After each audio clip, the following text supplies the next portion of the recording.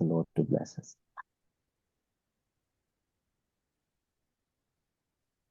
हमारे महान दयालु जीवते परमेश्वर जो सामर्थ्य हैं, जो सबसे महान है, जो परम प्रधान है, जो हमसे प्रेम करते हैं, जो कि यदि हम देखें जो कि प्रेम के लायक बिल्कुल नहीं। हम आपको धन्यवाद, आपको महिमा देना चाहते हैं क्योंकि आप महिमा और धन्यवाद के योग्य हैं। क्योंकि आप जैसा प्रेमी, आप जैसा महान और भी इस पूरे ब्रह्मांड में कोई नहीं। परमेश्वर, हम आपका धन्यवाद करते हैं क्योंकि आप हमारे साथ है और आप हमारी तैयारी कर रहे हैं उस अंत समय के लिए, जब झूठे भविष्यवक्ता, झूठे मसीही उठ खड़े होंगे जो आपके लोगों को भरमाएंगे। हम धन्यवाद करते हैं कि आप हमारी तैयारी में लगे हुए हैं, हमारे साथ हो कि इन सच्चाइयों के तहत हम अपने जीवन को मजबूती से आप में गाड़े रखें। हमारे साथ हो कि जब भी आप ये बातें हमारे सामने पेश करते हैं, हम उससे ठोकर खाकर हम आपको ना त्याग दे, पर उन सच्चाई को हम गले लगा ले, क्योंकि उस सच्चाई को गले लगाना आपको गले लगाना है। हमारे साथ हुई, हमारे मनों को अपने हाथों में ले लीजिए, हमारे दिलों को आप ही अपने कब्जे में ले लीजिए, ताकि जो भी निर्णय हो हमारे जीवन में वो आपके अनुसार से। और हम धन्यवाद करना चाहते हैं आपके लोगों के लिए जो आपसे प्रेम करते हैं, आपके लिए भूख प्यास रखते हैं, और वो इस समय को, हर एक चीज को छोड़कर इन मीटिंगों में जुड़ते हैं ताकि वो आपके बारे में जान सके। आपका आशीष बहुतायत से सभी के ऊपर बना रहे। यदि कोई रोग में है, कोई दुख में है, उन्हें हम आपके हाथों में सौंपते हैं कि आप उनके दुख तकलीफों को दूर कर दे, क्योंकि वो आपसे प्रेम करते हैं, ताकि उनका सेहत भी इस बात का गवाह हो कि परमेश्वर हमारे साथ है। हम प्रार्थना करते हैं आपके पवित्र आत्मा के मौजूदगी के लिए, क्योंकि कोई मनुष्य में ऐसी खूबी नहीं कि आपके गुण बातों को आपके लोगों के पास रख सके। हम आप में ही निर्भर हैं। हम प्रार्थना करते हैं कि आपका आत्मा आज के संदेश के आने में और समझे जाने में सहायता करे, और हम जो है इस संदेश को जब सुनते हैं, इस संदेश जो कि आपकी ओर से, उसके अनुसार अपने हम जीवन को जीने वाले हो सके। धन्यवाद करते हैं क्योंकि आप विजयी होंगे। धन्यवाद करते हैं क्योंकि आज आप फिर से हमसे बातें करने वाले हैं। धन्यवाद करते हुए विश्वास के साथ, खुशी भरे दिल के साथ इस विनती को आपके प्यारे पुत्र यीशु मसीह के नाम से मांगते हैं, आमीन। हम परमेश्वर का विशेष धन्यवाद करना चाहते हैं क्योंकि ये परमेश्वर है जो अपने लोगों के मनों में काम कर रहा है। ये परमेश्वर है जो कहेंगे कि इन समयों को हमारे जीवन में ला रहे हैं कि हम उसके आगमन के लिए तैयार हो सके, क्योंकि हम जानते हैं कि यीशु मसीह से आने से पहले एक गिरावट होगी मसीह लोगों के जीवन में, मसीही दुनिया में, जब ये झूठे सीख दी जाएंगे। क्योंकि हम देखते हैं कि जो लोग उस समय में खड़े मजबूत बने रहेंगे, केवल वो लोग हैं जो लोग सच्चाई को जानते हैं और सच्चाई को जीते हैं और सच्चाई को प्रचार करते हैं। तो आइए अजीजों, इस समयों का हम भरपूर फायदा उठाएं। जब परमेश्वर हमें कुछ सच्चाई बताते हैं, तो आइए हम इन सच्चाइयों को ठुकराने वाले ना हो, पर इन सच्चाइयों के अनुसार अपने जीवन को जीने वाले हो सके। परमेश्वर आपको आशीष दे। परमेश्वर आपको हर एक दिन अपने आप में बढ़ाते जाए। मेरा प्रार्थना है कि आप हर एक दिन यीशु मसीह जैसा बनते चले जाएं, ताकि जब यीशु मसीह आए तो आप बिल्कुल यीशु मसीह जैसे ही नजर आए। जब आप दुनिया में जाते हैं, लोगों से मिलते हैं, तो वो आपसे ना मिले, पर यीशु मसीह से मिले। परमेश्वर आपको आशीष दे, क्योंकि आपने अपने समय को उसके वचनों को जानने के लिए आपने रखने का निर्णय लिया है। और अजीजों, हम बहुत सच्चाइयां सीख रहे हैं, बहुत गहरी बातों को हम सीख रहे हैं। और अजीजों, मेरा आपसे विनती है कि आप इन बातों को अपने तक सीमित ना रखें, पर आप इन बातों को अपने दोस्तों को, अपने रिश्तेदारों को, अगर आप शादीशुदा है आप अपनी पत्नी को बताइए, अपने बच्चों को बताइए, जो भी आपके इर्द गिर्द में है आप उन्हें इन बातों को बताइए। क्योंकि ये बातें हमारे तक नहीं रहनी चाहिए, पर ये बातें हर एक मनुष्य के पास, हर एक रिश्तेदार दोस्तों के पास जानी चाहिए, क्योंकि ये वो सच्चाई है जो हमें स्वतंत्र करती है। और अजीजों, मैं आपसे कहना चाहूंगा कि आप जो है इन पढ़ाइयों के नोट लीजिए, क्योंकि आप माने या ना माने, आप विश्वास करें या ना करें, बहुत जल्द जो है आपको मौका दिया जाएगा। आपको कहा जाएगा कि भाई मुझे ये वचन समझ नहीं आता है, दानियल जो है मेरे को बिल्कुल समझ नहीं आता है, उसमें बहुत सारे जानवर हैं, मूर्ति है, और बहुत सारे ऐसे चिन्ह हैं, मुझे नहीं समझ आता है। अजीजों, ये समय जो है परमेश्वर आपको उन समयों के लिए तैयार कर रहे हैं, ताकि आप जो है उन समयों में उनको इन गहरी बातों को आप बता सके। तो आप नोट लीजिए, क्योंकि शायद आपका सबसे लंबा जो याददाश्त है, कहेंगे भी उससे भी लंबा जो है एक छोटी सी पेंसिल से लिखी हुई बात रहती है। आपके सबसे लंबे याददाश्त से भी लंबा आपके लिखे हुए बात रहेंगे। तो अजीजों, आप नोट्स जरूर लीजिएगा। तो हम थोड़ा रिव्यू करना चाहेंगे इससे पहले कि हम आज के पढ़ाई में जाए। और जो सिद्धांत है, हम क्या है वो सिद्धांत, दोहराना और बड़ा करके दिखाना। जिस सिद्धांत को हम देखते हैं दानियल 2 और 7 को जब हमने पढ़ा, उस सिद्धांत को हमने कितने साफ तौर से देखा कि किस प्रकार से कहानी वही है, पर जब वो कहानी दोहराया जा रहा है दूसरे जगह पर, हम देखते हैं कि और जानकारी क्या हो रही है, उसके साथ जुड़ती चली जा रही है। और यदि आप इन बातों को दोबारा दोहराना चाहते हैं तो आप बिल्कुल YouTube पर जा सकते हैं। होप फॉर पटना करके चैनल है, वहां पर ये सभी संदेश को अपलोड किया जा रहा है, वहां जाकर पढ़ सकते हैं यदि आपने कोई पढ़ाई को मिस किया है। तो हम कुछ एक तस्वीर को देखना चाहेंगे रिव्यू के लिए, और जो है ऐसे हम धीरे धीमी गति से हम आगे बढ़ते चले जाएंगे। तो यहाँ आप देख सकते हैं कि यहाँ पर जो है राज्य को हम देख सकते हैं, हम बाबुल का राज्य को देखते हैं, मदी फारस का राज्य को देखते हैं, यूनान राज्य देखते हैं, रोम के राज्य को देखते हैं, और विभाजित यूरोप देखते हैं।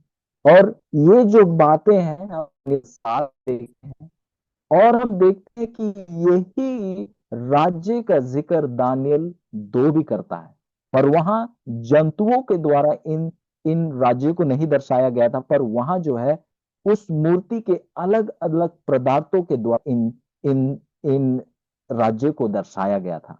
और मुझे मालूम है और मैं विश्वास करता हूं कि आपको वो कौन कौन से पदार्थ थे, और वो कौन से पदार्थ को कौन सा पदार्थ कौन से राज्य को दर्शाता था, मैं विश्वास करता हूं कि आप उसे अब आपको वो दिल से याद हो गया है।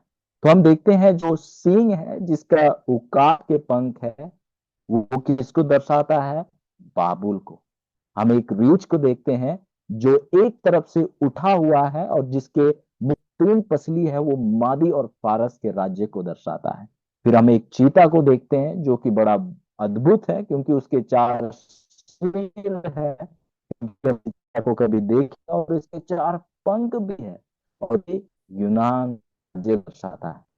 फिर जब उसके बाद हम आते हैं तो एक ऐसे जंतु की जिक्र किया जाता है, एक अजगर है है, और बाकी बाकी जंतुओं से भिन्न है, और उसके सिर में 10 सींग है। और हम देखते हैं कि ये जो जंतु जो है रोम के राज्य को दर्शाता है।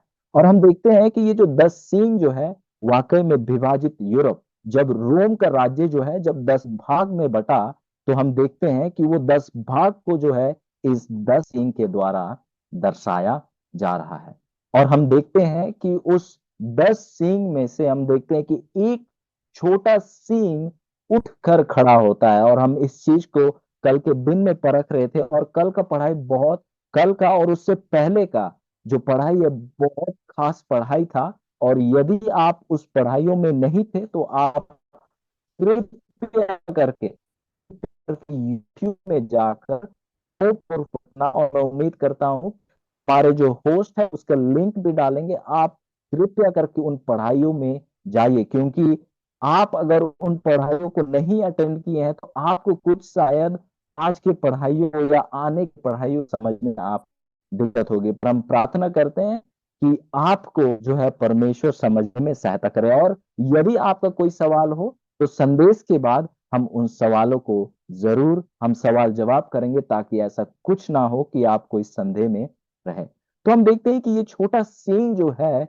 इन 10 सीन के बीच में से निकलता है, और हम देखते हैं कि जब ये छोटा सींग उठकर निकलता है तो 3 सींगों को क्या कर देता है, उखाड़ देता है। देखा कल हमने 10 पहचान चिन्हों को देखा, और हमने 10 पहचान चिन्हों को भी देखा, और हम देखते हैं कि जब हम उन पहचान चिन्हों को पढ़ रहे थे तो हमने ये देखा कि ये छोटा सीन जो है कोई और नहीं पर रोमी कलीसिया है। अजीजों, ये छोटा सीन जो है कोई और नहीं पर रोमन कैथोलिक कलीसिया है। और अजीजों, जैसे हमने कल भी कहा था कि हम आपसे बहुत प्रेम करते हैं, और ये हमारा प्रेम है आपके लिए कि हम इन बातों को आपके सामने पेश कर रहे हैं। हमारा कोई ऐसा मकसद नहीं है कि हम आपको कोई कलीसिया के विरुद्ध में ला दे। हमारा ऐसा कोई मकसद नहीं है, हमारा ऐसा कोई मकसद नहीं है कि हम आपको चोट पहुंचाएं।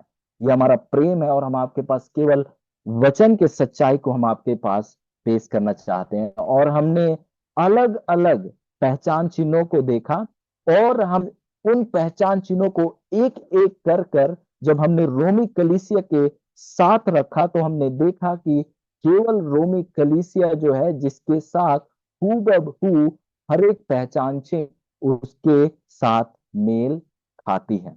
और अजीजों, परमेश्वर हम सबके सामने सच्चाई को पेश कर रहे हैं, और जैसे यूहन्ना 8:32 कहता है कि आप सच्चाई को जानेंगे और सच्चाई आपको स्वतंत्र करेगा, आपको मुक्त करेगा, आपको रोशनी में लाएगा, आपको अंधकार से बाहर निकालेगा। और अजीजों, परमेश्वर ने कहा है सभी परमेश्वर के लोगों से कि आप मेरी भेड़ों का क्या करें, देखभाल करें, उनको अच्छा भोजन दो, ऐसा भोजन जो उनके लिए लाभदायक हो। और अजीजों, आत्मिक जीवन में सच्चाई के अलावा, सच्चाई की रोशनी के अलावा और दूसरा चीज लाभदायक नहीं है। और अजीजों, यदि आपको लगता है कि ये कुछ बनाई हुई बातें हैं तो आप खुद इन बातों को पढ़कर परखिए कि क्या ये बातें कोई मनुष्य की कही हुई बातें हैं, कि क्या ये वचन के अनुसार है कि नहीं। तो मैं इस समय आपके सामने 10 पहचान चिन्ह जो है आपके सामने मैं रखना चाहूंगा। अंग्रेजी में है, पर मैं उम्मीद करता हूं कि आपको ये सहायता कर, और यदि आज कोई भाई बहन पहले बार जुड़ रहा है तो आप स्क्रीनशॉट ले सकते हैं, ये आपको बहुत सहायता करेगा। और इस पढ़ाई के समाप्त होने पर हम कोशिश करेंगे कि ये जो प्रेजेंटेशन है आपको दे दें, ताकि आप खुद इन सबको जो है दूसरों के सामने भी पेश कर सके। तो हमने पहला पहचान चिन्ह देखा, और उसमें हमने देखा, आप बगल में V8 ये जो है वर्स 8 तो ये जो है वचन लिखे हुए हैं, ये दानियल के हैं। आप देख सकते हैं दानियल 7:8। तो आप इन वचनों को भी देख सकते हैं, जहां से इन जो जो पहचान चिन्ह है उनका आप एक रेफरेंस को पा सकते हैं। पहला पहचान चिन्ह ये कहता है कि ये जो छोटा सींग जो है वो रोम राज्य से उठेगा। ये पहला चिन्ह है। दूसरा पहचान चिन्ह ये है कि ये जो छोटा सींग जो है रोम जो 10 भाग होगा, जो रोम जो है 10 भाग में बंटता है, उन 10 भाग में से जो है ये छोटा सिंह उठ खड़ा होगा। फिर तीसरा पहचान चिन्ह ये कहता है कि जब ये 10 भाग जो रोम के होते हैं, जब ये बिल्कुल अच्छे तरीके से स्थापित होते हैं, जब ये 10 राज्य राज्य के तौर से बिल्कुल कहे जाते हैं, तब जो है ये छोटा सिंह उठ खड़ा होता है। फिर हमने चौथा पहचान चिन्ह देखा कि जब ये उठ खड़ा होता है तो पहले के 3 राज्य को उखाड़ डालता है। और वो कौन कौन से राज्य थे हमने पढ़ा था? हेरूली, वैंडल्स और ऑस्ट्रोगॉथ्स। फिर पांचवा पहचान चिन्ह देखा कि इसका जो चालक है, इसका जो चलाने वाला संचालक है, वो एक मनुष्य है। और आप कहेंगे कि ये कोई नई बात नहीं है, क्योंकि हर एक देश का चालक कौन है? मनुष्य ही है। पर अजीजों, इस चीज को हम आगे देखते हैं कि इस मनुष्य में और दूसरे मनुष्यों में, दूसरे चालकों में क्या अंतर था। क्योंकि हम देखते हैं कि ये जो चालक जो था, इसका जो हेड जो था, वो परम परमेश्वर के विरुद्ध में बड़ी बोल बोलता है। वो निंदा के शब्द परमेश्वर के विरुद्ध में कहता है। छठा पहचान चिन्ह हमने देखा कि वो परमेश्वर के लोगों को सताता है। ये एक सताने वाली ताकत है। फिर सातवां हमने देखा कि ये बाकी 10 राज्यों से भिन्न है, अलग है। क्यों? क्योंकि ये एक धार्मिक ताकत है और इसके साथ साथ एक राजनीतिक ताकत भी है। और यदि आप इतिहास पर जाकर देखें, इतिहास के पन्ने उठाकर आप देखेंगे, आप देखेंगे कि केवल ये राज्य है, अब तक आप देखें कि केवल ये राज्य है जो धार्मिक ताकत भी है और राजनीतिक ताकत भी है। और आठवां जो पहचान चिन्ह है, हमने देखा कि ये जो है परमेश्वर के विरुद्ध में निंदा की बातें, परम प्रधान के विरुद्ध निंदा की बातें कहता है। और हमने देखा कि निंदा की बातें क्या है? उनका दावा करना कि वो पाप को क्षमा कर सकते हैं। और हमने देखा कि वो यहां तक कहते हैं, उनके खुद के लिखी हुई बातों को हमने पढ़ा था। रोमी कलीसिया खुद इन बातों को लिखित पे, आप इंटरनेट पे जाएंगे आपको ये मिल जाएंगे, वो खुद लिखते हैं और कहते हैं कि हम जो है लोगों के पापों को क्षमा कर सकते हैं। और यदि हमने क्षमा नहीं किया तो परमेश्वर यीशु मसीह, यदि वो खुद भी चाहे तो वो भी पाप को क्षमा नहीं कर सकते। अजीजों, कौन बड़ा है, जो पाप को क्षमा करता है या पाप को क्षमा नहीं करता है? हम देखते हैं कि वो कहते हैं कि यदि हमने नहीं पाप किया तो यीशु मसीह भी चाहेंगे तो भी वो पाप को क्षमा नहीं कर सकते। मतलब ये कह रहे हैं दूसरे तौर से कि हम परमेश्वर यीशु मसीह से भी बड़े हैं। फिर हम कल के दिन हमने देखा कि ये समय और व्यवस्था को बदलने की कोशिश करेंगे। और हमने देखा किस प्रकार से जो है रोमी कलीसिया ने समय को और व्यवस्था को बदलने की कोशिश की। हमने देखा किस प्रकार से उनके हमने अलग अलग लिखी हुई बातों को, उनके खुद के बातों को हमने देखा कि किस प्रकार से वो कहते हैं कि वो किस प्रकार से जो है एक स्थान अंतरण किया उन्होंने, शनिवार से रविवार, 7वें दिन से पहले दिन में। फिर हम देखते हैं कि ये ताकत को समय समय और आधा समय तक ये क्या रहेगी? ताकत में रहेगी। तो अजीजों, हमने ये कुछ पढ़ाई हमने पिछले बीते समय में हमने किया, और आज जो है और हम कुछ बातों को देखने जाएंगे। और पिछले समय में एक बहुत सुंदर सवाल पूछा गया था कि किस प्रकार से जो 3 राज्य जो हैं उनका खात्मा किस प्रकार से किया, और उस बात को भी हम आज थोड़े समय के लिए उस बात पे भी हम चर्चा करना चाहेंगे। तो मैंने आपके सामने ये 10 पहचान चिन्ह रखे, और अब तक हमने 1 से लेके 9 तक के पहचान चिन्ह को हमने परखा है, अच्छे से हमने देखा। और हमने देखा कि ये 9 के 9 पहचान चिन्ह जो है रोमी कलीसिया के साथ मेल खाती है। और अजीजों, हमने हर एक बातों का सबूत को देखा, और उन सबूत में हमने देखा उनके खुद की कही हुई बातें, उन्होंने जो बातें खुद कही हैं, हमने उन बातों को पेश किया था, प्रोजेक्ट किया था, और साथ में कोशिश भी की थी कि कुछ हम चैट बॉक्स में भी रखें, तो आप देख सकते हैं। और वो हर एक पहचान चिन्ह जो है, 9 पहचान चिन्ह जिन्हें हमने अब तक पढ़ा है, वो रोमी कलीसिया को साथ बिल्कुल मेल खाती है।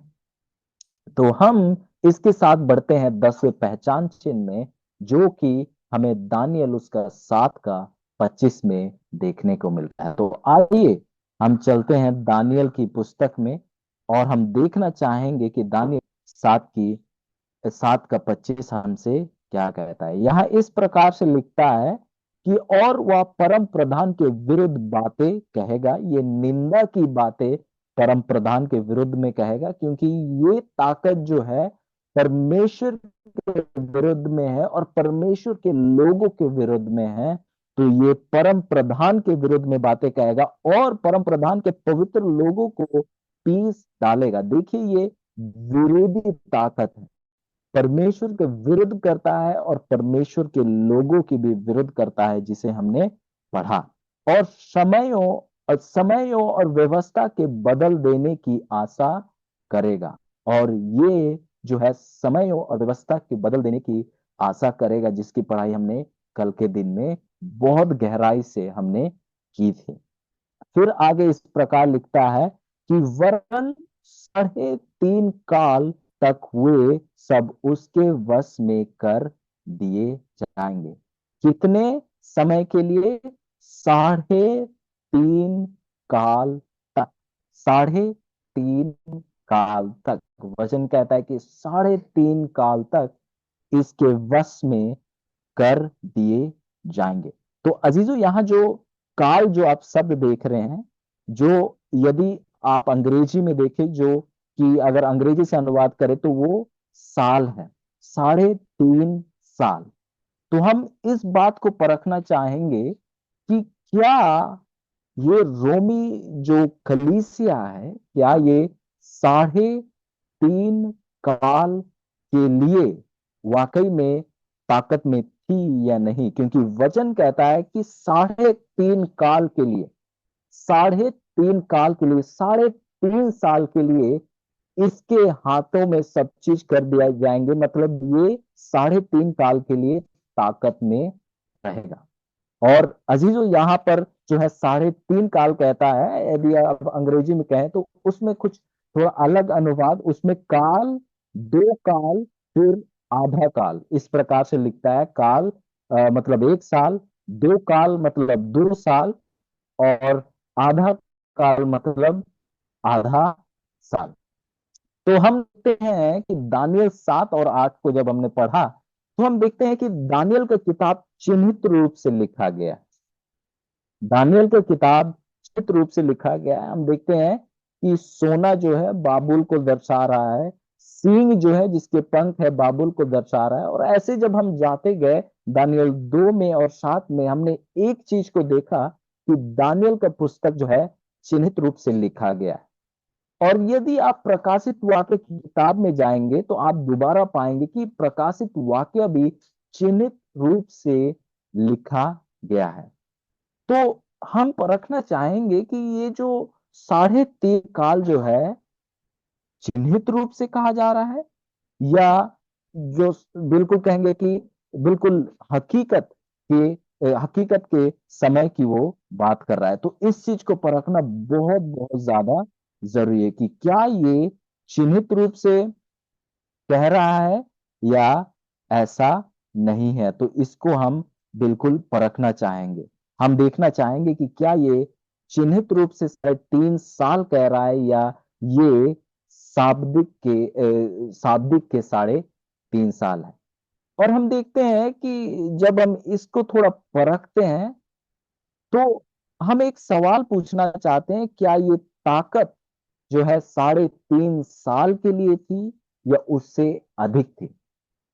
और जब हम पढ़ते हैं कि ये जो ताकत जो है, जब हम इसको थोड़ा करीबी से देखते हैं तो हम ये महसूस करते हैं कि ये ताकत जो थी 3.5 साल से अधिक समय के लिए ये ताकत में थी। और क्योंकि ये आप जानते हैं, क्योंकि 3.5 साल बोलने से 1260 दिन, 3.5 साल में आप किसी का सताहट नहीं कर सकते। आप इतने सारे चीज 3.5 साल में आप नहीं कर सकते हैं। हम अभी उसके बारे में भी जिक्र करेंगे कि जैसे हमने देखा कि जो तीन जो राज्य जो उखड़ गए थे जब ये छोटे सिंह के आने के समय, हम देखते हैं कि उन तीन तीन राज्यों को ही उखाड़ कर खत्म करने के लिए 3 साल से कई अधिक समय लगा। तो हम देखते हैं कि ये ताकत जो है 3.5 वर्ष से भी, 3.5 साल से भी अधिक अधिक समय के लिए ये ताकत में था। तो अजीजों, यदि ये 3.5 काल से अधिक के लिए ताकत में था, और हम यहाँ देख रहे हैं वचन में कि वचन कहता है कि केवल ये 3.5 साल के लिए इसके ये ताकत में रहेगा, तो ऐसे में तो जो दसवां पहचान चिन्ह है उसके साथ तो ये मेल नहीं खा रहा है। तो आइए हम इसको और थोड़ा गहराई से हम परखना चाहेंगे। तो वचन क्या कहता है कि वरन 3.5 साल तक वे सब उसके वश में कर दिए जाएंगे। तो हम परखना चाह रहे हैं कि क्या और कितने समय के लिए रोमी कलीसिया जो थी ताकत में थी। क्योंकि जैसे हमने देखा वो तीन राज्य जिसको उखाड़ा था, उनको ही उखाड़ने के लिए 3 साल से अधिक समय लगा था। मतलब जो है, कुछ समझने में हमें यहाँ कुछ हेर फेर हुई है, तो हम इसको और करीबी से परखना चाहते हैं।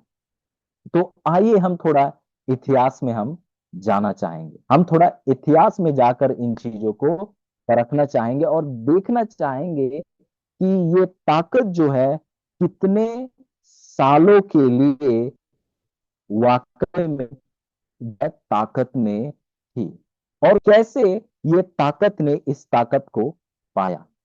तो हमने देखा कि ये जो ये जो ताकत जो है, ये जो छोटा सिंह का जो ताकत है, जो कि हमने इस बात को स्पष्ट कर दिया है कि ये रोमी कलीसिया है, रोमन कैथोलिक चर्च है, ये बात को स्पष्ट हो गया है।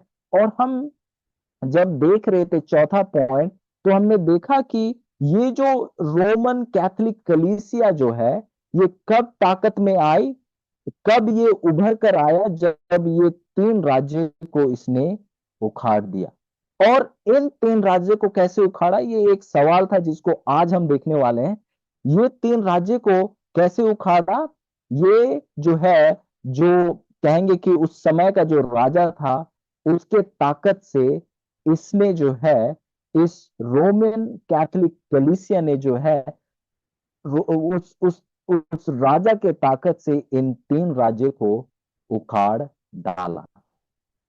और हमने जैसे देखा कि जो जस्टिनियन, आप ये नाम से शायद ये पहली बार आप वाकिफ हो रहे हैं, और शायद आप पहले भी जानते हो, ये जो जस्टिनियन जो था, इसने 533 में 533 ईस्वी में इन्होंने जो है सभी कलीसियाओं का, सभी चर्चों का, इसे जो है एक सर बनाया, इसे हेड बनाया। और हर एक जगह कहेंगे कि जहां भी कलीसियाएं थी, जहां भी चर्च थी, सबका उसे सर बनाया 535 में। और उसने ये वायदा किया कि उसके पास हर एक ताकत है, एक ताकत है, वो जो करना चाहता है वो कर सकता है। उसे इतना तक ताकत दिया गया कि वो अपने नियम बना सकता है। पर हम देखते हैं कि जब ये नियम लागू किया गया, तो हम देखते हैं कि जो ऑस्ट्रोगॉथ जो है, वो हम देखते हैं कि जो इस कहेंगे कि इस निर्णय से नाखुश रहे। और हम देखते हैं कि जो ऑस्ट्रोगॉथ जो है, ये आखिरी राज्य था उन तीन राज्यों में से। ऑस्ट्रोगॉथ जो था, ऑस्ट्रोगॉथ गोथ्स जो था, वो आखिरी राज्य था इन तीन राज्यों में से। और हम देखते हैं कि ऑस्ट्रोगॉथ जो था और उसका जो राजा था, उसके प्रजा जो थे, वो इस निर्णय से बिल्कुल खुश नहीं थे कि जो रोमन कैथोलिक कलीसिया जो है, वो जो है हर एक चर्च, हर एक कलीसिया, हर एक लोगों के ऊपर इसका ताकत रहे। तो ऑस्ट्रोगॉथ जो है, इसने जो है इस रोमन कैथोलिक कलीसिया का विरोध किया, जिसको इससे पहले ही हेरूली और वैंडल्स को तो पहले ही इनका खात्मा हो गया था, जिस पर हम अभी कुछ देर में आएंगे। पर हम देखते हैं कि जो ऑस्ट्रोगॉथ्स जो था, उसका खात्मा 538 ईस्वी में 538 ईस्वी में हुआ, जिसके बाद जो है ये रोमन कैथोलिक कलीसिया जो है पूरी तरीके से ताकत में आ गई। ये नियम हुक्म जो है कब जारी हुआ? 533 533 533 ईस्वी में ये हुक्म जारी हुआ। पर ये हुक्म जो है पूरी तरीके से सामर्थ में नहीं आ पाया, मतलब ये जो रोमन कैथोलिक चर्च जो है पूरी तरीके से ताकत में नहीं आ पाई। क्यों? क्योंकि कुछ लोग जो थे इसके विरोध में थे, और जब आखिरी लोग जो इसके विरुद्ध में थे, जो ऑस्ट्रोगॉथ्स थे, जब उनका खात्मा हुआ तो पूरी तरीके से रोमन कैथोलिक कलीसिया जो है ताकत पर आ जाती है। तो और कुछ हम इतिहास को देखना चाहेंगे, क्योंकि एक भाई ने एक सवाल भी उठाया था कि किस प्रकार से इन तीन राज्यों का खात्मा हुआ। तो हम थोड़ा सा इतिहास में जाएंगे और कोशिश करेंगे कि थोड़ा जल्दी में जाएंगे। तो हम देखते हैं कि जब रोम राज्य जो है जब 10 भाग में बटा, तो 10 भाग में जब बटा, तो हम देखते हैं कि ये 10 भाग जो है ईसाई बन गए। 10 भाग जो है ईसाई बन गए। पर 10 भाग में से जो तीन लोग थे, कहेंगे कि एक तरफ से जो 7 जो राज्य थे, 10 में से 7 जो राज्य थे वो ईसाई तो बने, उसके साथ साथ इन्होंने रोमन कैथोलिक कलीसिया को अपना अधिकार के रूप से उन्होंने ग्रहण किया। ध्यान दीजिएगा अजीजों, जो 7 जो कहेंगे जो राज्य थे, 7 जो राज्य थे 10 में से, उन्होंने रोमन कैथोलिक कलीसिया को अपने अधिकार के रूप से उन्होंने स्वीकार किया। उन्होंने अपने आप को जो रोमन कैथोलिक कलीसिया है, पोप है, उनके अनुरूप अपने आप को दिया, उनके भीतर में उन्होंने अपने आप को रख दिया। पर हम देखते हैं कि तीन राज्य थे जो ईसाई तो बन गए, क्रिश्चियन तो बन गए, पर उन्होंने रोमन कैथोलिक कलीसिया के सीख को, उन्होंने उसके ताकत को मानने से इनकार कर दिया। और हम देखते हैं कि ऐसा जब हुआ, तो ये जो तीन जो राज्य थे, ये लोग एक सीख को मानते थे।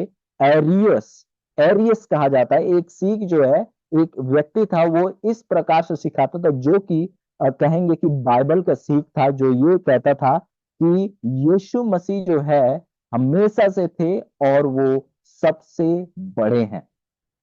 ये जो इन जो राज्य थे, जो रोमन कैथोलिक कलीसिया के नीचे नहीं आ रहे थे, वो इस सीख को मानते थे कि यीशु मसीह जो है हमेशा से है और वो सबसे बड़े हैं। इस सीख को मानने वाले लोग थे। पर हम देखते हैं कि इस सीख का तौहीन किया गया। इस सीख को एक गलत सीख करके हम देखते हैं कि रोमन कैथोलिक कलीसिया जो है अलग अलग काउंसिल्स में इस चीज को उन्होंने फटकारा। हम देखते हैं कि ये जो तीन जो राज्य थे, बाकी राज्य से अलग थे, और जो रोमन कैथोलिक कलीसिया जो है इन तीन राज्यों को एक तरीके से अपने लिए खतरे के समान देखने लगते हैं, खतरे को कुछ छोटा करते हैं। और हम देखते हैं कि ये जो तीन राज्यों को उखाड़ फेंकने का एक निर्णय बनाया जाता है। सबसे पहले के दो राज्य हेरूली और वैंडल्स, और इनमें से जो हेरूली जो था, हेरूली जो देश था, राज्य जो था, उसे 493 में 493 में जो ऑस्ट्रोगॉथ्स जो थे, उनको जो है हेरूली के विरुद्ध में खड़ा कर दिया गया। और जो है हेरूली के विरुद्ध में ऑस्ट्रोगोथ्स को खड़ा करने वाला कोई और नहीं बल्कि पोप था, रोमन कैथोलिक कलीसिया था।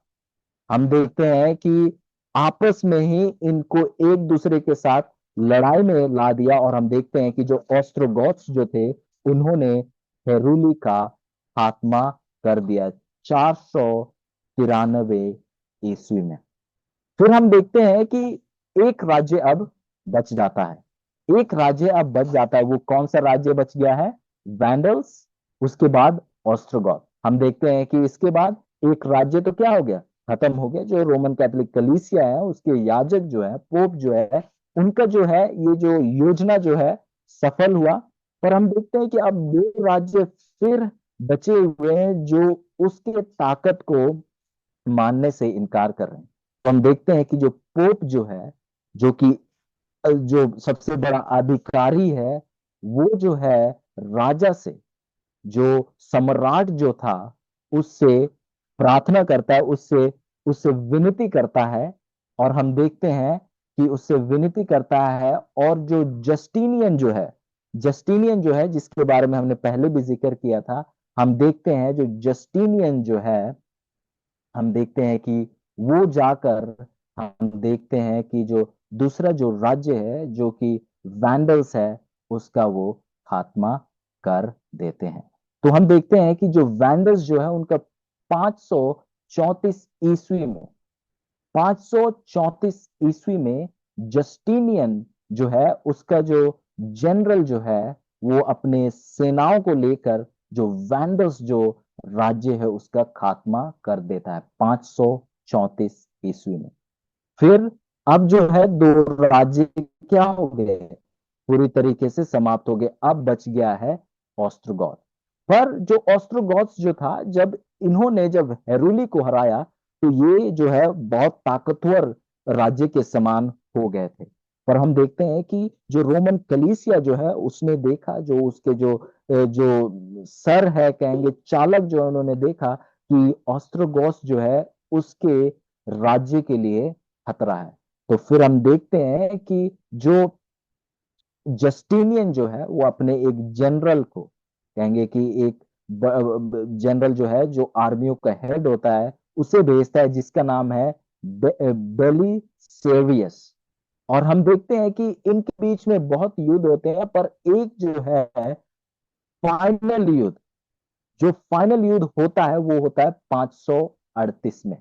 और जो है, जो जस्टिनियन की जो आर्मी है, जिनको चलाने वाला बेलिसेवियस था, उसके द्वारा जो है ओस्ट्रोगॉथ का पूरी तरीके से हार होता है, और ओस्ट्रोगॉथ का 538 में समाप्ति हो जाता है। वो भी इतिहास से उखाड़े जाते हैं। और इस प्रकार से जो है तीन राज्य जो है वो जड़ से, हम देखते हैं कि उखाड़े जाते हैं। तो हम देखते हैं कि आखिरी राज्य जिसको उखाड़ फेंकना था, वो कौन था? ऑस्ट्रोगॉथ्स था। और ये कब हुआ? 538 ईस्वी में।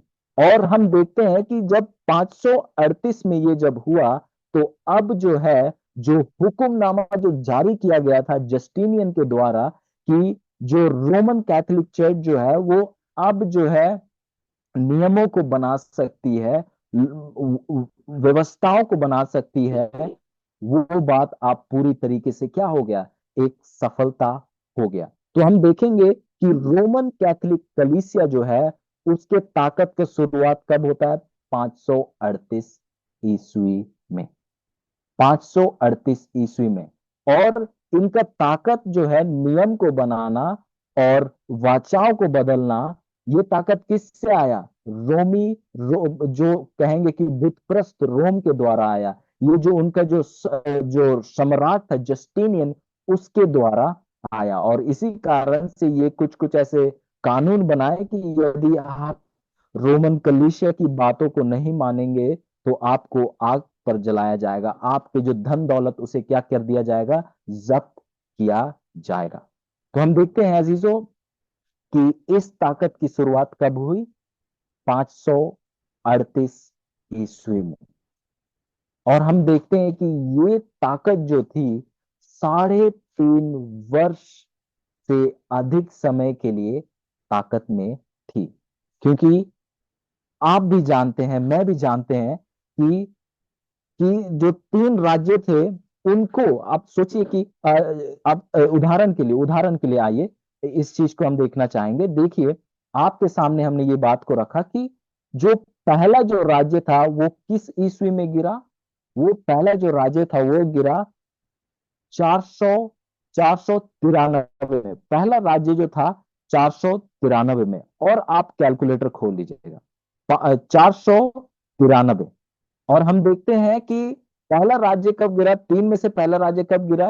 हेरोली 493 में। और आखिरी राज्य कब गिरा? 538 में। तो 538 से आप यदि घटाएं 493 को, ये 45 साल बनते हैं अजीजों, 45 साल। तो अब हम, जैसे हमने पढ़ा, जैसे हमने परखा, ये बात तो बिल्कुल साबित हो गया, ये बात तो बिल्कुल तय हो गया कि ये ताकत 3.5 वर्ष से अधिक ताकत में थी। पर ये बात अब हम समझना चाहते हैं कि फिर कैसे जो है ये मेल क्यों नहीं खा रहा है हमारे 10वें पहचान चिन्ह के साथ। तो हम इसको और ज्यादा अजीजों परखना चाहेंगे।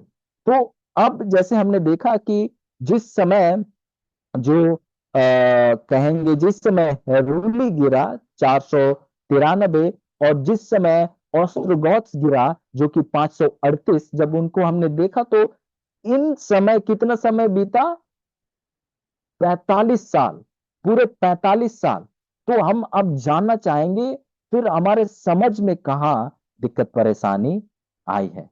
तो आइए हम इसको और थोड़ा करीब से परखना चाहेंगे, क्योंकि ये बात तो तय है कि ये शाब्दिक साल तो नहीं हो सकते हैं, हकीकत के 3.5 साल तो नहीं हो सकते हैं। क्योंकि अजीजों हम देखते हैं कि दानियल और प्रकाशित वाक्य क्या है? भविष्यवाणी की किताब है, चिन्हों से भरी हुई है। जैसे सोना जो है, सोने को नहीं दर्शा रहा है पर बाबुल को दर्शा रहा है। जैसे चीता जो है, चीता जानवर को नहीं दर्शा रहा है पर यूनान राज्य को दर्शा रहा है। इसी प्रकार से ये जो साल जो कह रहा है, ये जो है उस शाब्दिक साल, हकीकत के सालों को नहीं दर्शा रहा है पर भविष्यवाणी के साल को दर्शा रहा है। आइए इसको हम परखते हैं। इजिकेल की पुस्तक उसका 4 का 6। इजिकेल की पुस्तक उसका 4 का 6। आइए हम देखते हैं कि नबी हमारे से क्या कहता है। इजिकेल की पुस्तक उसका 4 का 6 यहां इस प्रकार लिखता है, और तब इन इतने दिन पूरे हो जाएंगे, तब अपने दाहिने पांजर के बल लेकर यहूदा के घराने के आधर्म का भार सह लेना।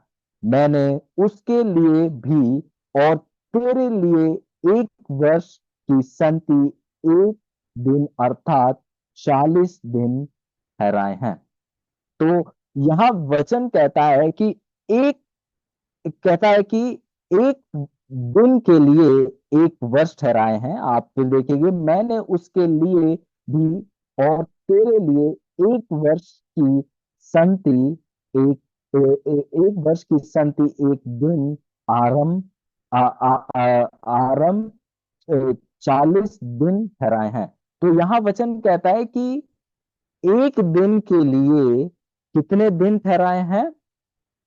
साल ठहराया है। एक दिन 1 साल। आइए एक और जगह पढ़ना चाहेंगे, गिनती की पुस्तक उसका 14 का 34। गिनती की पुस्तक उसका 14 का 34।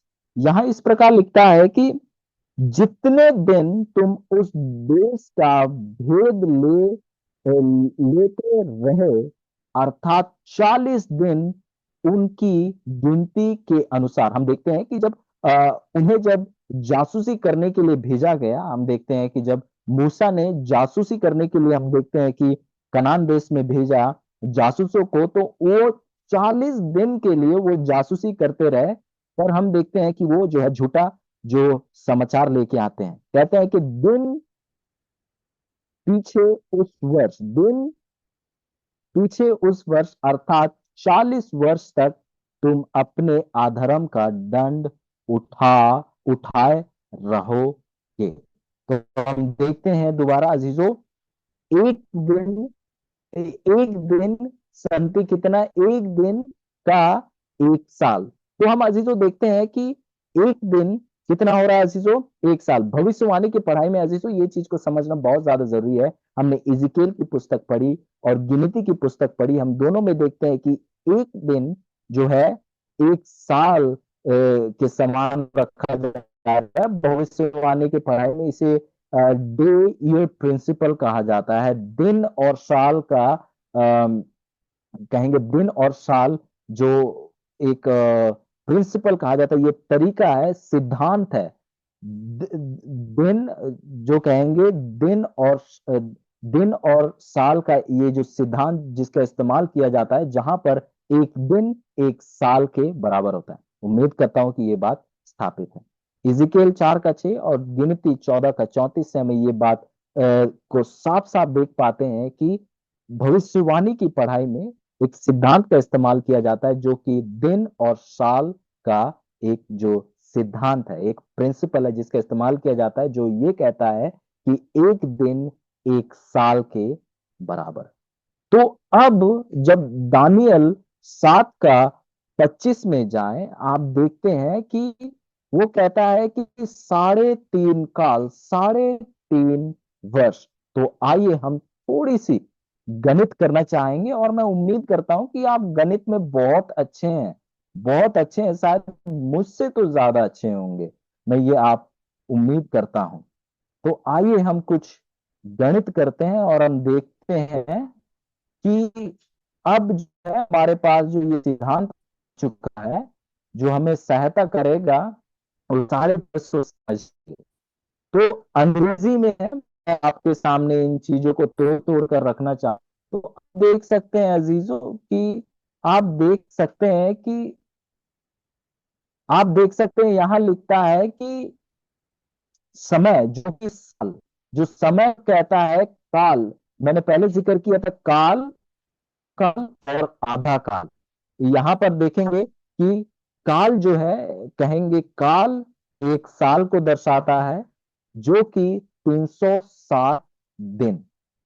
और जब 2 साल कहता है, 2 साल कहता है, तो 720 दिन। जब आधा काल कहता है या आधा साल कहता है, तो 160 दिन।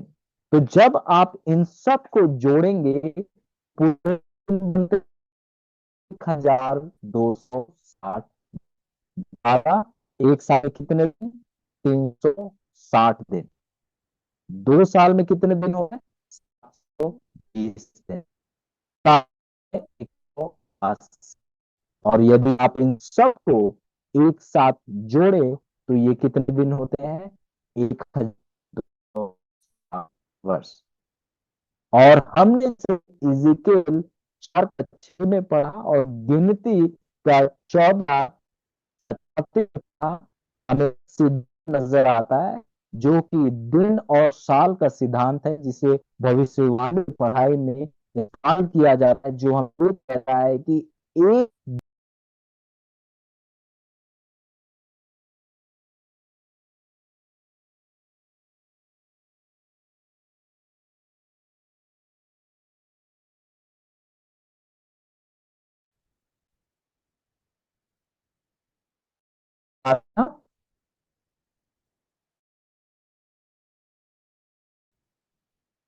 स्क्रीन नजर आ रहा है?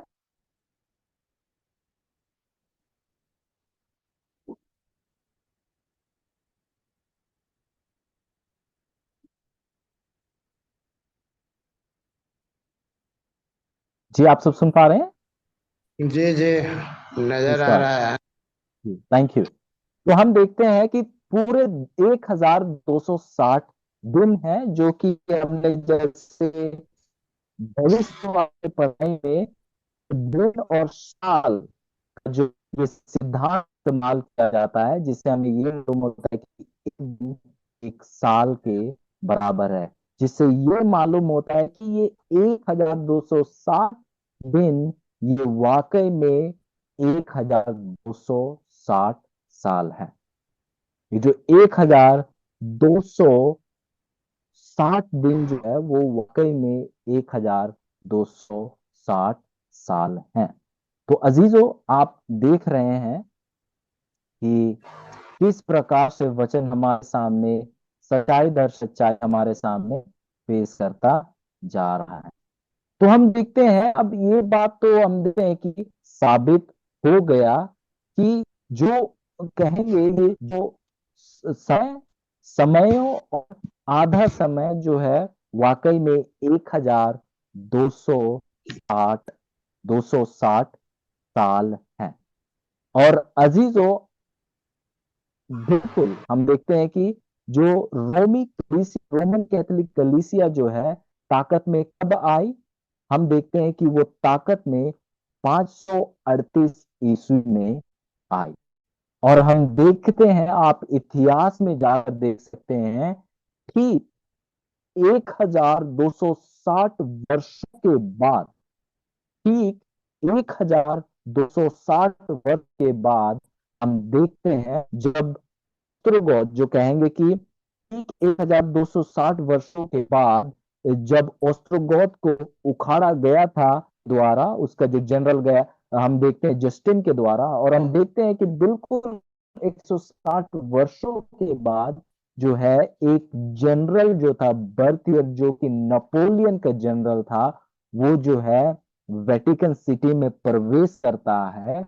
और उस समय का पोप जो था, पोप पायस, जो कि पोप पायस द सिक्स्थ कहा जाता है, उसे जो है उसके राजगद्दी से उसे हटा देता है। और इस प्रकार से जो है इस रोमी कलीसिया का ताकत का अंत हो जाता है। और आप देखेंगे कि जिस तारीख को ये रोमी कलीसिया को उसके ताकत से वंचित किया गया, उसे हटाया, वो साल जो तारीख जो था 10 फरवरी 1798, 10 फरवरी 1798। और यदि आप इतिहास पर जाकर देखें तो आप देखेंगे, आप पढ़ेंगे कि एक कारण था जिसकी वजह से जो है रोमन कैथोलिक कलीसिया को उसके ताकत से हटाया गया, उसके गद्दी से हटाया गया। आप देखेंगे कि अब जो है, जो रोमन कैथोलिक कलीसिया जो है, रोमन कैथोलिक कलीसिया जो है 538 के बाद, वो केवल एक एक धार्मिक ताकत नहीं थी, पर अब वो एक राजनीतिक ताकत भी बन चुकी थी। अब जो है 538 के बाद, 538 से पहले वो केवल एक धार्मिक ताकत थी, पर 538 के बाद जो है रोमन कैथोलिक कलीसिया एक राजनीतिक ताकत भी बन गई थी। और यदि आप इतिहास को उठाकर देखें और जब आप पढ़े, आप देखते हैं कि जो रोमन कैथोलिक कलीसिया जो है ऐसे बहुत से राज्यों के ऊपर चढ़ाई कर रहा था, बहुत से राज्यों को ऊपर जोर डाल रहा था, उनके ऊपर दबाव डाल रहा था। और जो है देखेंगे कि जिसके कारण जो है ये जो सम्राट जो था, जो कि नेपोलियन है, उसने देखा, नेपोलियन बोनापार्ट जो है, उसने देखा कि ये जो रोमन कैथोलिक कलीसिया जो है, पोप जिसे चला रहा है, वो जो है उसके देश के लिए एक खतरा है। फिर हम देखते हैं कि जनरल बर्टियर को भेजा जाता है, जो कि जिस समय में जो है रोमन कैथोलिक कलीसिया को कहेंगे कि कब्जा में लिया जाता है, उसका ताकत का खात्मा किया जाता है, वो वही दिन था जब उनका स्वतंत्रता का दिन था, कहेंगे वो दिन था जब वो लोग ताकत में आए थे। बताया जाता है, इतिहास कहता है कि वो लोग कलीसिया में थे, वो लोग चर्च में थे, जब वो लोग एक दूसरे को बधाइयां दे रहे थे, तभी हम देखते हैं कि जनरल बर्थियर घुसते हैं। और हम देखते हैं कि जो पोप था और बाकी जो लोग उसके साथ थे, उन सबको कैदी बना देता है। और इस प्रकार से हम देखते हैं कि रोमन कैथोलिक कलीसिया जो पोप है और उसके ताकत का अंत होता है। ये कौन से साल में होता है? 1798। आइए हम दोबारा से एक और मैथ करना चाहेंगे। आइए एक और हम मैथ करना चाहेंगे। तो हम देखते हैं कि जो रोमन कैथोलिक कलीसिया जो है ताकत में कब आई? 538 ईस्वी में। कब आई ताकत में? 538 ईस्वी में। और हम देखते हैं कि इस ताकत का अंत कब हुआ? 1798 में। कब हुआ अंत? 1798 में। तो आइए हम देखते हैं कि जब हम इनमें कुछ घटाव करते हैं तो क्या हमारे पास कुछ अंक आते हैं या नहीं। तो मैं चाहूंगा आप अपने कैलकुलेटर खोल लीजिए यदि आपके पास है। तो आइए हम जो है कुछ घटाव करते हैं देखने के लिए कि क्या जो हमें शुरुआत का दिन मिल गया जब जो है रोमन कैथोलिक हुआ। ये बात भी हमने जो है पढ़कर देखा, और हमने देखा कि ये बातें इतिहास पर लिखी हुई है जिनको आप भी खुद जाकर पढ़ सकते हैं। तो आइए हम 1798, जब जो है रोमन कैथोलिक कलीसिया का ताकत का समाप्ति हुआ, उससे हम उससे हम घटाते हैं 538 को। और जब आप 538 को घटाएंगे, 538 को घटाएंगे 1798 से आपको मिलता है 1260 दिन। 1260 वर्ष, दिन नहीं वर्ष। आप देख सकते हैं, यदि आप अगर ये उल्टा नजर आ रहा है, मैं एक बार कैमरा फ्लिप करना चाहूंगा। मैंने यहाँ पर कुछ गुनाह किया है, और आप देख सकते हैं किस प्रकार से मैंने यहाँ कुछ माइनस किया। आप देख सकते हैं 1798 को 538 से मैंने घटाया, तो आप देख सकते हैं किस प्रकार से 1260 हमें मिलता है, जो इस बात का प्रमाण है, इस बात का सबूत है कि वाकई में रोमन कैथोलिक कलीसिया ही जो है वो ताकत है, वो सताने वाला ताकत है, वो ताकत है जिसने जो है परमेश्वर के लोगों के ऊपर विरुद्ध किया, परमेश्वर के लोगों को जो है जीवित जलाया। ये रोमन कैथोलिक कलीसिया ही है जो हम देखते हैं कि ये पूरे जो है छोटे सींग के 10 पहचान को पूरी तरीके से एक एक करके उस पे समा जाता है। हम देखते हैं अजीजों कि हम जो है किसी को चोट नहीं पहुंचाना चाहते, किसी को ठेस नहीं पहुंचाना चाहते अजीजों, जो भाई या बहन रोमन कैथोलिक कलीसिया के हिस्से हैं। अजीजों, हम आपसे प्रेम करते हैं और हम ये आपको सच्चाई बता रहे हैं, जो सच्चाई है इस कलीसिया की। हम आपके सामने रोशनी को लेके आ रहे हैं ताकि आप उस अंधकार से निकल सके, क्योंकि परमेश्वर आपसे प्रेम करते हैं। परमेश्वर आपसे बहुत अधिक प्रेम करते हैं, और यही कारण है कि परमेश्वर आप तक इन सच्चाइयों को लेकर आ रहे हैं। और अजीजों, जो भी 10 हमने पहचान चिन्हों को देखा, आप यदि थे तो आप भी इस बात का गवाही देंगे कि वो हर एक पहचान चिन्ह हमने वचन से देखा, और कुछ बातों के लिए हमने खुद रोमन कैथोलिक के लिखी हुई बातों से पढ़ा, और हमने देखा कि एक एक करके उस छोटा सींग का जो वो जो पहचान चिन्ह है, सभी रोमन कैथोलिक कलीसिया के साथ मेल खाती है। अजीजों, ये ताकत जो है जिसने 3 राज्यों को उखाड़ा, ये ताकत जो है जो परमेश्वर के विरुद्ध में बड़े बोल बोल रहा है, निंदा के शब्द बोल रहा है, ये ताकत जो है जो परमेश्वर के लोगों को सताता था, ये ताकत जो है जिसने परमेश्वर के लोगों को सताया, उनको दुख में पहुंचाया, ये कोई और नहीं, रोमन कैथोलिक कलीसिया है। अजीजों, परमेश्वर आज आपको और मुझे पुकार दे रहे हैं। परमेश्वर आज आपके सामने ये रोशनी को लाते हुए एक पुकार दे रहे हैं कि आप मन फिराएं, आप उस अंधकार से निकल आइए, क्योंकि वो अंधकार का अंत केवल केवल विनाश है, उस अंधकार का अंत केवल मौत है, उस अंधकार का अंत परमेश्वर से हमेशा से अलग होना है। अजीजों, मैं आपको नहीं जानता, शायद आप रोमन कैथोलिक कलीसिया के हिस्से होंगे, और मैं विश्वास करता हूं कि आप परमेश्वर यीशु मसीह से, आप उनसे मुझसे भी अधिक प्रेम करते हैं, और आप उन हर एक चीजों को करते रहे जो आपको लगा सही था। और हमने जैसे वचन में पढ़ा, प्रेरितों के काम से पढ़ा और हम उसे आज दोबारा एक बार और पढ़ना चाहेंगे। प्रेरित का काम उसका 17 का 30। प्रेरित का काम उसका 17 का 30। यहां इस प्रकार लिखता है अजीजों,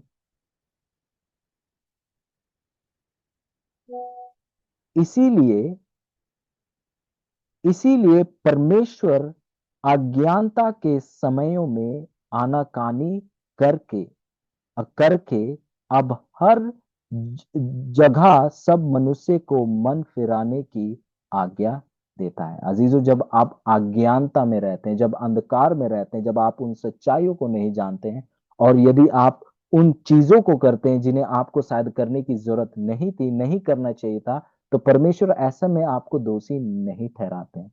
वो आंख मूंद लेते हैं जैसे उन्होंने देखा नहीं है। पर अजीजों, आज आपके सामने सच्चाई को रखा गया, जैसा वचन में है, जैसा इतिहास हमारे सामने रखता है।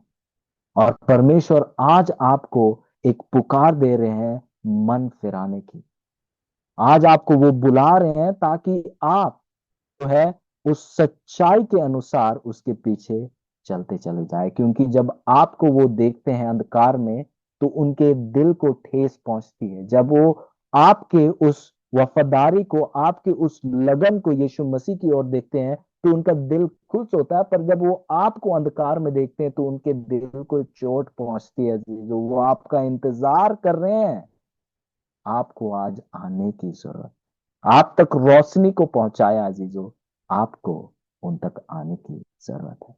यदि ये आप है और कहते हैं कि हाँ, मैं अंधकार में था, यदि ये आप है और ये बात को मानते हैं कि हाँ, मुझे इन सच्चाइयों के बारे में बिल्कुल कोई ज्ञान नहीं था, पर आज मैंने सच्चाई को जाना, मैंने रोशनी को देखा, और मैं इस अंधकार से बाहर निकलना चाहता हूं, और मैं बाहर निकलूंगा, और मैं अपने आप को परमेश्वर यीशु मसीह को उसके हाथों में अपने आप को समर्पित कर दूंगा। यदि ये आप है, तो मैं आपसे विनती करता हूं कि आइए हम अपने घुटनों पे आए और अपने आप को समर्पित करें। ये आपके घुटनों पे आना इस बात का प्रमाण होगा, इस बात का सबूत होगा कि आपने निर्णय को ले लिया है, मेरे लिए नहीं। यदि आप इस पुकार को महसूस करते हैं, तो आइए हम घुटनों पे आए और परमेश्वर के हाथों में अपने आप को सौंप दें। आइए हम प्रार्थना करें। हमारे महान दयालु स्वर्गीय पिता, हम आपका धन्यवाद करना चाहते हैं कि आप प्रेमी हैं, आप दयालु हैं, आप महान हैं, कि आपने ये चुनाव किया कि आप हमें इन सच्चाइयों को हमारे सामने पेश करें। हम प्रार्थना करना चाहते हैं कि आप ही हमारी सहायता करें, जब हमारे भाई और बहन आज निर्णय ले रहे हैं, अपने घुटनों पर हैं, ये देखते हुए कि आज तक वो अंधकार में थे, आप उनके हाथों को थाम लीजिए। क्योंकि जब वो इस अंधकार से, इस गड़बड़ी से निकलेंगे, तो कई लोग उनके ऊपर उंगली उठाएंगे, कई लोग उनसे रिश्ता नाता तोड़ देंगे। हम प्रार्थना करते हैं कि आप उनके इतने करीब रहें कि उन दुख तकलीफों में भी वो बिल्कुल सुख और चैन से रह सके। आप उनके इस अंधकार से, गड़बड़ी से निकलने में सहायता, मदद कीजिए। परमेश्वर, हम अपने आप को आपके हाथों में समर्पित करते हैं, और हम केवल उन चीजों को करना चाहते हैं जो आप चाहते हैं। हम आपके अनुसार जीवन जीना चाहते हैं, हम किसी मनुष्य के अनुसार हम जीवन नहीं जीना चाहते। अपने आप को आपके हाथों में हम सौंप देते हैं, और हम धन्यवाद करते हैं हमारे सामने सच्चाई को प्रकाशित करने के लिए। धन्यवाद करते हुए इस विनती को आपके प्यारे पुत्र यीशु मसीह, जो कि हमारे उद्धार करता है, हमारे प्रभु है, उनके नाम से मांगते हैं। आमीन।